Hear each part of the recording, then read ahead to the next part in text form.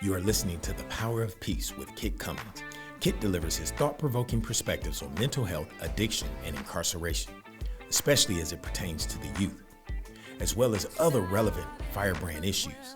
He also shares his 12-year journey working within the schools, juvenile courts, juvenile prisons, and with law enforcement. With a wide variety of guests, Kit digs deep into these fascinating topics to share solutions and success stories of how peace paved the way to lasting change for so many who have experienced the Power of Peace project.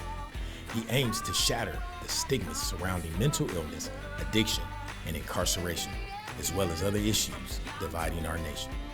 Hey everybody, Kit Cummings, Power of Peace podcast, powered by the Power of Peace Productions, which supports the Power of Peace Project, which is our 501c3 nonprofit, and our work with underserved youth, interrupting and redirecting kids that are on a perilous course and setting them firmly on the pathway to extraordinary dreams, the Power of Peace. Hey everybody, Kit Cummings, Power of Peace podcast. Thanks for stopping by. I'm really excited about this episode. I'll be interviewing Pastor Mike Linch from Northstar Church in Kennesaw, Georgia.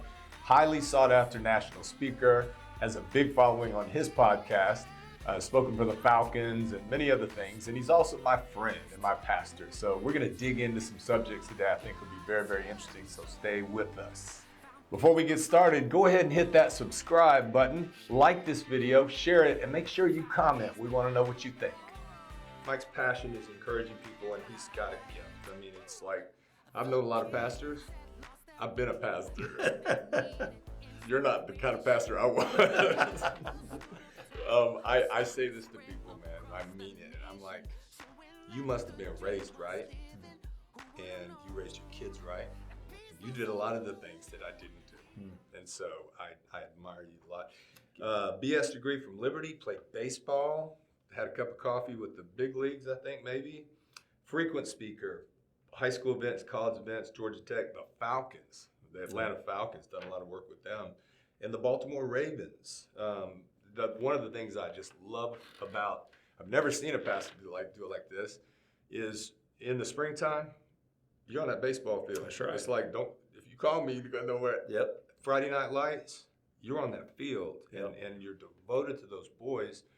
And one of the things, many things that you taught me was how to be a community pastor, because you're brilliant at it. So welcome, thank you. Tell us, I don't know, anything you want to, introduction about yourself and what led you to where you are, a national figure now. But number one, it's an honor to be here. And Kit, you're a friend. And I remember the very first time you and Terry came to Northstar, and we met up at California Dreamin', and we began that friendship journey. And just, man, that's been a minute now. Yes. It's been a minute. And, I think we all end up where we are, sort of not how we intended to get there. Right. And I thought I'd play baseball forever. College was the end of my journey. I sent a lot of guys on to the pros because I was so bad. Their careers got better because of me. But, I look back now and I wouldn't change anything, but there's a lot of things when you're living it, you wished you could change. But God has you where he has you for a reason bigger than you. And I think you're a living testimony of that. You take the bads and you take the goods and you morph them together and you're like, all right, that's my purpose. That's why I'm here. And, the Friday Night Lights and the baseball field, that was my background. And if you're gonna change a community, you don't change it with adults, you change it with kids. That's right. And so getting involved in the lives of those kids is one of my favorite things to do. Yeah, you're really good at it. Yeah, a lot of the connections that I have, I either modeled from you or you introduced me. I mean, you're a connector. Yeah. And I think it's not just a gift. I think you love doing it. I love doing it. Genuine. And we have literally lived in this community since 1991. So I've known people here that were leaders now, but they were kids when I met them. So it's been fun to grow up around here. That's awesome. My hometown too.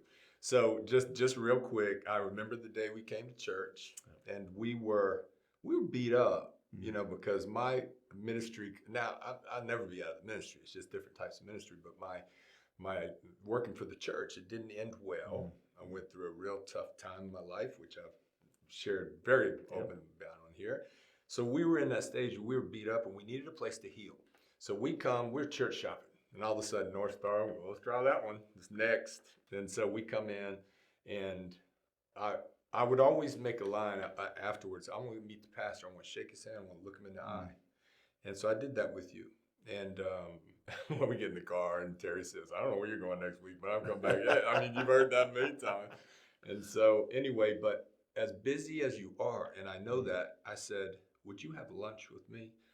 That same week, we sat down, and I just spilled my guts, and I told you about my journey.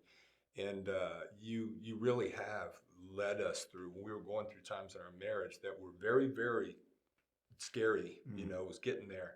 We sat down on your couch, and we cried with you, you know, and so I could go on and on, you know what I'm saying? But I appreciate you being Thank you, buddy. So anyway, at what age did you say, I'm going to be a pastor? This is what I got to do. That's a great question. You know, I think I always thought about it. I grew up in a great church. So I had a great model, Ike. Being a pastor was something everybody was like, dude, that looks fun.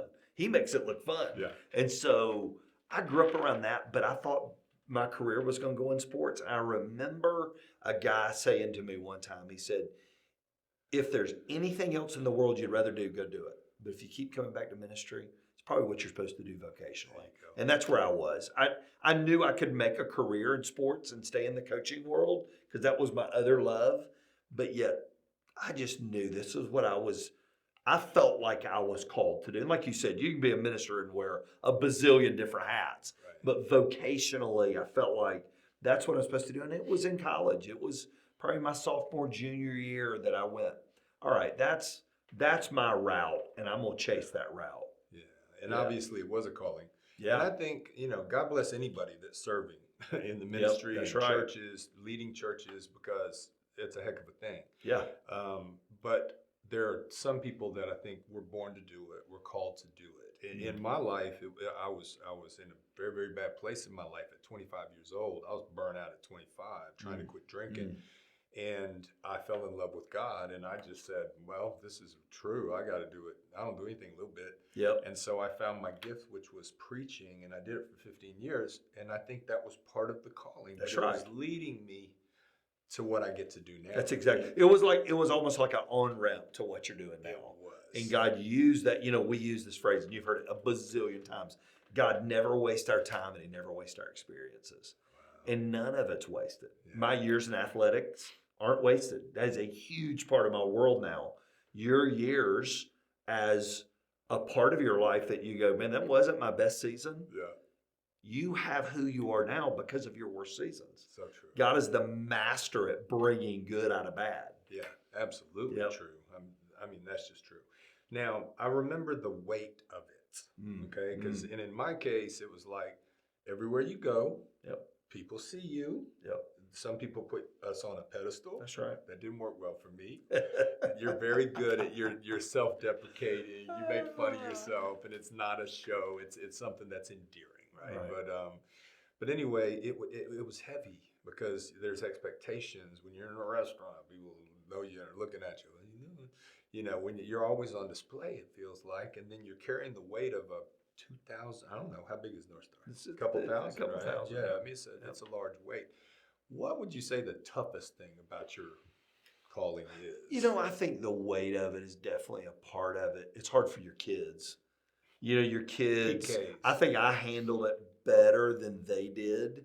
And I remember we were at a restaurant. They were probably middle school, high school, and somebody came by our table, and it was here we go again. Somebody come by. I know we don't want to bother you, but want to say hello. And I remember them leaving the table, and I remember the conversation. I said, you guys know that if you've lived in a community for 20 years and nobody comes by your table, that means nobody's going to your church, which means you ain't eating out. There it is. So there's good with the bad. And they're like, okay, I guess you're right.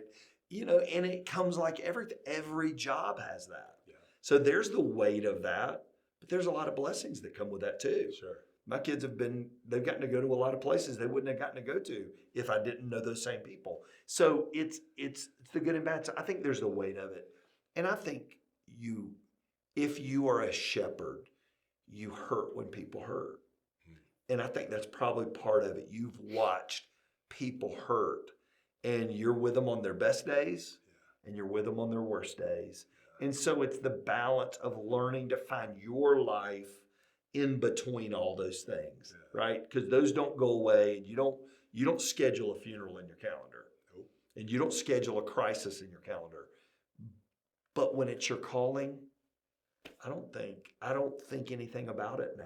I've done it so long. It's just part of what you do. Yeah. The key to it is building healthy rhythms to be able to get away, refresh yourself for the next leg of the journey. And I think that is the work, is figuring out what's your rhythm to replenish so you don't give out. Yeah. So I had a guy on the podcast recently, and he made this statement. It's a great statement.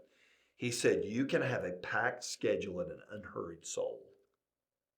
Okay. Come on now. Say that again. You can have a packed schedule with an unhurried soul. Love that. And he gave the illustration. He said, Mike, in leadership, we always think we give out. We're just pouring out. And then we come back empty. And he said, what I want is a walk with the Lord where I am like a cup being poured into, but I'm more the saucer, where I'm just giving out the overflow, and my cup's never empty. And that's the ticket. I've witnessed it, because it's not predictable, but it's like, okay, he's unplugged again. Yeah. And you've built a wonderful staff. Wonderful. And so this thing just rocks.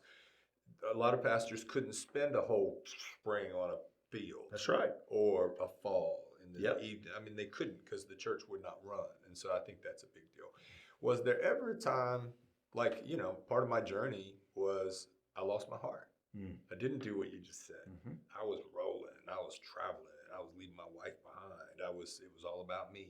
And I didn't feel like that. It just was what it was. Sure, And sure. then all of a sudden it was unsustainable and crash and burn. Has there been a time in your, how many years? 20? So I've been at Northstar 26 years and full time for 32. Okay, so let's say 32 years. Yep. Where you were like, I don't know if I can do this. 100%. Where you really kind of was like, I might need to. Yeah. Oh, totally. I wish I could say no, but yeah. I mean, the white flag's in the pocket, and I'm ready to one more thing, and that flag's out. Was it a certain season? Oh yeah, it was season. It was 2012 to 2014. Our church was going through a very, very difficult season with some stuff that had gone on, and I remember rolling over and looking at my wife one night, going, "I don't think I can do this." You said it out loud. Oh, well, 100% said it out loud. You can go to my LinkedIn right now and tell the season, June of 2012, I have 20 people that gave me a recommendation on LinkedIn, because I said, hey, would you update my LinkedIn? Would you, why? Oh, no big deal, man. Just say something nice about me, Yeah. And all these guys wrote something. And every LinkedIn recommendation is June 2012, because I was in a pit.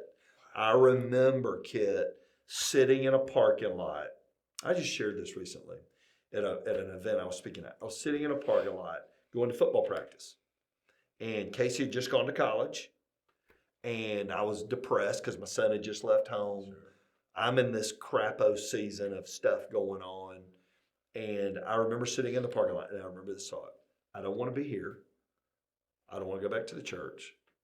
I don't really want to go home. I don't know where I want to be.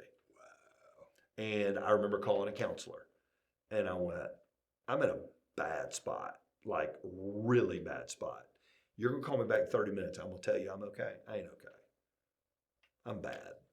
And of course, he calls me back, and I'm like, dude, I just hadn't had a Diet Coke, man. I'm better. I'm good. And he's like, I'll see you tomorrow too. And I'm like, no, I'm busy. He's like, no. Yeah, you're busy. You're busy with me. And I hit the wall. And man, I had to get some things in order mentally in that season to survive it, to get out on the other side, because I'm trying to lead a congregation through a very difficult season, and I was owning all of it. Wow. I was owning everything. Okay. And, it wasn't sustainable. Yeah. It wasn't sustainable. And I remember telling Ann, hey, I'm going to run up and see Casey at Liberty. And she goes, you going to see Casey, or are you running? Well, I was running. Both. I'm going to go see Casey, and I'm out. Casey just happened to be there. Yeah. I was just getting out of town. Yeah. We all get there. I mean, in a weird way, I don't think the right word is refreshing, but it's refreshing to hear that's powerful because, you have a reputation and people admire you, and rightly so. But all of us That's right. get to that That's point, especially in 100%. this calling.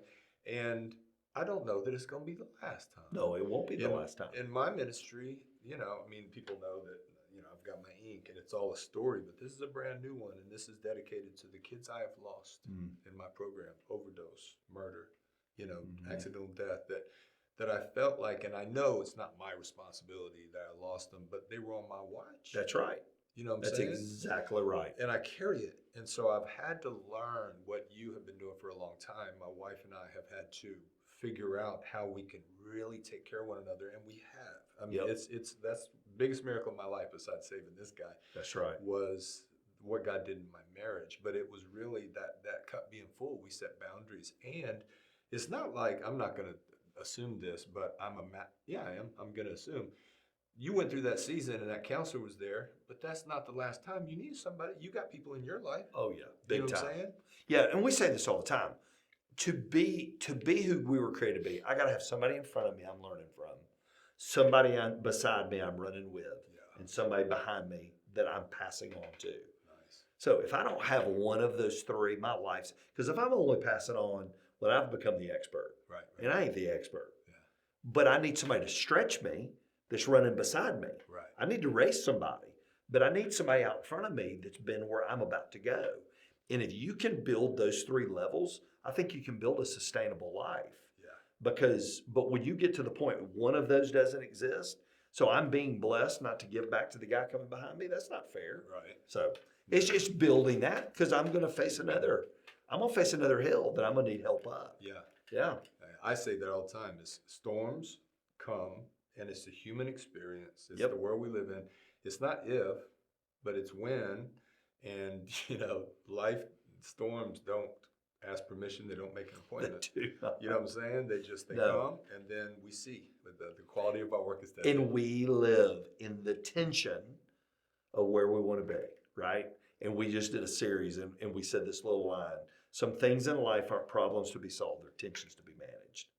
And so you're wanting to build a great ministry. Yes, in prisons and working in schools and making a difference in kids' lives. Well, the tension of that is it pulls you away from home. Yeah. Well, if I stay home, then I'm not doing my calling. But if I only do my calling, I'm not home. It's learning to live it. And it's not a problem to be solved. It's a tension to be managed. There it is. And I think in life, that's all of us. I want to reach this entire community. Well, that's a great goal, probably not feasible with one person, but it's a heart, but it's a tension, right? Yeah. And we just got to figure out how to manage that tension. Yeah, I love how you put that. So we'll shift gears a little bit. I remember the day that I was in your office, sitting on that couch, and I was hurting, and I was crying. The first day we ever met at California Dreaming, shoot, I was wide open about my struggles with addiction and recovery, because I was, in recovery and had been sober for, a minute. And I kind of lost the shame of that, along the way, and decided, shoot, I'm just going to be wide open. And everybody should be anonymous. I get anonymity, but I felt like God has said, okay, go tell your story. And so that one was not as hard for me. But I had what I called a dirty little secret. And we're going to talk about that. Yep. But I decided that day, all right, am I going to really let him in? Like, are we going to be like that? Or am I going to have this little thing? And it was my journey through mental illness to mental health. And, anybody that's watched, the first couple episodes, 20 years ago, about 20 years, I was diagnosed with bipolar disorder. And that was a rock. I mean, in one way it was like, oh, that explains a lot. But then also it was like a burden. It was like a sentence. Oh, is this going to be like what it's like for me? And only my closest family, maybe a couple friends, got to know that. And then I pulled you into that circle that day. And you've been riding with me on that. Well, here over this last season, I felt like he went, it's time. Talk about that. Yeah. Because we're living in a world where, my last episode, I had my psychiatrist on, and we dug deep and we talked about it, because we have a relationship. 25 years. Wow. Okay, this is a friend, a brother. It's very much like this. I trust him with my life. And so we talked about that. But, I said, is mental illness really rising, or is it just the awareness? And now people are talking about it. He said, well, it's both, but it is on the rise. And we talked about why and all that kind of stuff. Well, I know in the church, from my experience, there's I call them dirty little secrets that people might be afraid, to talk about. Or when that worst day comes, it's not that people don't love you. They don't know what to say. That's right. That's right. Because when I was out there dying, on my own, I left the ministry, man. I was mad at God. I was reckless. It hurt that the phone didn't ring. But no, they didn't know what to say. Mm-hmm. We weren't built for that. It wasn't in our box. And so, I'd like to know your opinion. You're leading a large church. Out of those 2,000 people, okay, we know this. We've got addiction going on that's being untreated. It could be prescription pills. It could be alcohol, drug, whatever it is. We've got mental illness that might be undiagnosed or diagnosed. And that's something that's just not table talk. If there's not a ministry for you, and you got to really trust somebody to open your life up. And then incarceration is a real thing. And people that we would never think of as like, they'll finally tell you, yeah, my son's incarcerated, da-da-da. And you're like, really? And it's like, man, I didn't know that. Well, yeah, you're not going to bring that up. And so this shame, which my opinion is, guilt is very effective if it's godly sorrow. It can lead us to repentance, no times doubt of about refreshing. it. Shame, I do not believe is part of his game. That's correct. It's very destructive. So talk about whatever you'd like about that, about the secrets that are there, and how do we address that, and then what shame does to us spiritually. So I would say whatever the statistic is in the community, that is who sits in the crowd. Now their faith hopefully plays into it, but what they're dealing with is the same. Right. So are people struggling? Oh yeah, I think the word would be, through all the things you name, it's just they're overwhelmed, and being overwhelmed drives us to be lonely, which we seclude ourselves, which we don't do better with what we're going through if I'm by myself. I do worse. Right. And so, and the product that drove all that is shame. Mm. And I heard Christine Kane, who's a phenomenal speaker. She said this on a podcast I was listening to. She said, man was never built to handle shame. If you trace this all the way back to the book of Genesis, when evil entered the world and man fell and man failed, shame entered. Mm. And what did shame cause? Shame caused you to doubt everything you knew to be true. Mm.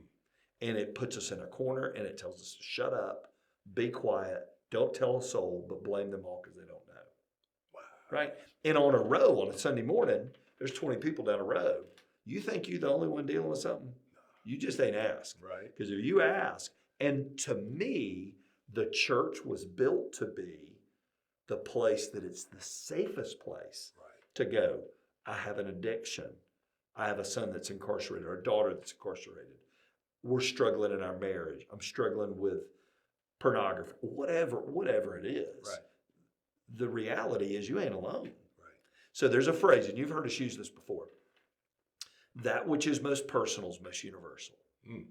I remember hearing a guy years ago, I was in a class he was in, he wrote it on a board. That which is most personal is most universal. He didn't say another word about it. Then everybody started telling their stories. Wow. And you found out, guess what? I'm not alone. That's right. There's somebody out there just like me. Shame says, don't tell anybody. That's true. Shame told Kit, don't tell Mike. Yeah. You tell Mike what you're going through, he ain't ever going to look at you the same. That's right. And what was my response? Well, Kit, okay, I'm sorry. Yeah. I had a guy tell me the other week, I'm going to tell you something you've never heard before. And I went, listen, buddy, let me tell you something.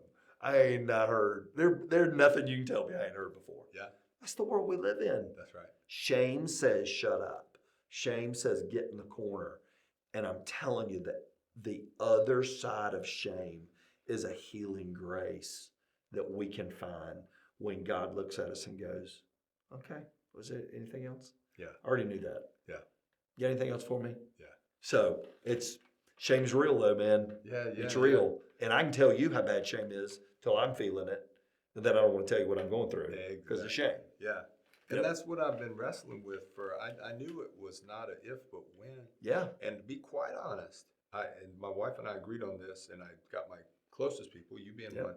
And I said, I think I'm gonna start talking about this, but I was always concerned, is my career at a place where it can handle it? Yeah. Because when, labels are a big thing. That's right. And so once you put that label out there, the brain is built to retain those type of things. And so you don't have to, nobody's going to necessarily judge me or think nothing. They'll remember that word. remember They'll be like, kid, and boom, it comes into mind. Guilt is feeling bad for what I do. Shame is feeling bad about who I am. Yep, that's right. That's identity.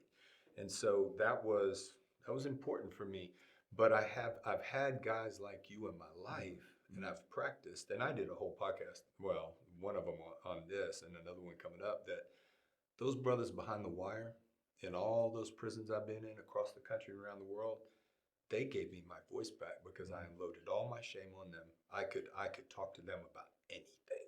Yep. And it was like they helped me to cathartically release a lot of stuff. And it became natural. So when I came back to preaching, which I said, I ain't doing that anymore. He's like, okay. And so, what I'm saying? And so when I got there and started preaching, it wasn't something where I used to be like, I need to be open today. Yeah. The congregation needs to see my humility or whatever. Yeah. It flowed out of me. And now I'm preaching in different churches around the country, and here's what they keep saying. They come to me and say, thank you for being so vulnerable. And I'm like, okay, I mean, aren't other preachers doing that? And they're like, you seem so free. And I'm like, yeah, I'm free. I didn't used to be. You know what I'm saying? Yep. So, okay, we know, like you said, that go down a row, in addiction and recovery. Oh, yeah. 1 out of 10 of us have that genetic difference. So we're talking about a church of 2,000 people, 200 of us 100% are struggling with that. The mental illness stats are a little, because there's such a spectrum. There's such a You know spectrum, what I'm saying? But there's new ones being added every day, which Dr. Spiro addressed in the last one. But do you think that it's time for churches to develop ministries for this, so that when the bad day comes, you got a safe place? Because AA works, for those who work it, because it's a safe place, and what's said in that room stays in that room. That's right. That's sometimes a problem in the church. And I mean, churches that I've been, affiliated with build a chemical recovery group, but it's hard because you see that brother on Sunday, him on another level, and then all of a sudden you're going to tell him your stuff, and it's scary, and sometimes it backfires. But once people get that's what the church is for. Yeah. And it's not a dirty little secret. It's yours. And it's felt by many other people. You and I have a mutual friend, Keith and Carrie Carter, that started a small group for parents who are dealing with kids with addictions. Well, when they started the group, they didn't know anybody else was there until they opened up the doors, and there's 20 couples who are living beside you in the neighborhood. They just don't tell anybody what their kid's going through. Yeah. And when they feel that freedom to know, I can say this and it's safe, to me, that's what the church is for. Jesus said, what did he say? I didn't build a church for the hospitals aren't for the well, they're for the sick. Right? And that's what the church is for. It's for the people who don't have it together. Yeah. Congratulations, you got it all together, man. You're one among a few. And I'm one decision away, one episode away from being in a whole nother place. Yeah. And so I think that is where we have to lean as church leaders of going, I think this next generation, and we're in the process of working through all this, of what is that going to look like? We've always had children's ministry, student ministry, worship, all those things. But is this going to be, recovery things? Rick Warren in Saddleback was ahead of his time with Celebrate Recovery. And he started that 20 years ago. Yeah. But he saw it. Yeah, he did. He saw it. And man, that is a big, I was on the phone last Friday with a guy he's struggling with alcohol, way bad. Yeah. And, I put him in touch with a guy who had been there. There it is. Was like, listen, man, I got a guy. I can't tell you, but this guy can tell you. Yes, sir. And that's the key. Yeah. Man, we could talk we got to do 8 episodes. We got a lot to say. But I guess heading down the home stretch here, wrapping up. You mentioned the youth. Okay, that is what I'm called to do. Yep. And God has given me a gift, but also a skill set over years and years of doing it to be able to connect with not just people, but kids that are very hard to reach. Gangs, kids that are in trouble, kids that, have some challenges, and kids, they're the ones that we're afraid of and mad at. Okay, but it's not just the youth gangs, man. We got to this whole generation is at risk. Yep, And there's that's right. so many things. What is your biggest fear for this generation and your biggest hope for this young generation? I'm talking about the 13 to 17, we'll start there. My biggest fear for that generation is that they think there's no hope. That's my biggest fear. That they go, well, I mean, this is just what it is. Yeah. That is my biggest fear. Do I think there's hope? I think there's tremendous hope. Some of the greatest people I know are that age. I mean, they're doing things. I just did a scholarship thing for Cobb County where we live. Dude, they're naming these things these kids are doing. These kids are changing the world. Wow. We just don't hear about them. Yeah. But they're out. They're world changers. So my fear is they think because when hope is lost, dude, you're done. Yeah. And I want those kids to know there is hope and you are seen. You are seen and you are loved. Yeah. I remember we were interviewing a little girl here recently and she made a statement. Oh, so powerful. She said, every middle schooler looks at you and here's what they're thinking from a middle schooler to an adult. Do you even like me? She goes, and if you can crack that barrier, you can change that kid. Yeah. And that's what's happening with you and your program. You're able to go in and those kids go, I'm seen. He likes me. Totally. And he loves me. And if we can do that, we can not only help them find that hope, but they can be they can be more than we were ever dreamed they could be. I believe it. They've got all the tools. That's They're right. more self-aware. They care about the issues of the world. They've got so much information, which has a flip side to it. Their brains are having a hard time handling it. That's right. And they're struggling with the world that we built and gave to them, and now we're mad at them because they ain't doing it right. It's like, you know what I'm saying? And then they're going to do it again. So, my prayer is that we get very intentional and deliberate with we've got to reach them, and they are not going to necessarily be reached the way we were because they don't learn like us and they're entertained like us. They don't communicate like us. And I'm not talking about their language. I'm talking about the way they communicate. I've been saying this as we close for a long time.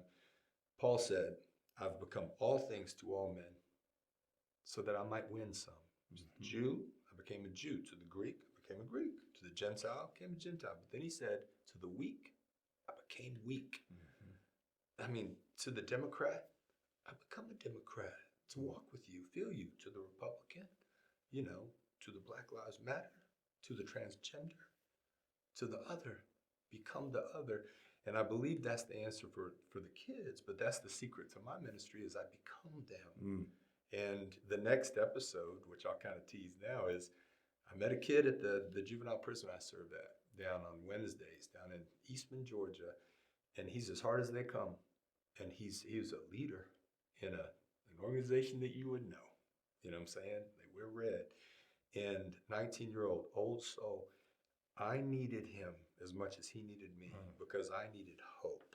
That's right. I said, I need to see one of these kids that's from the streets, in the gang life, that's hard, and he's either going to die or grow old in prison.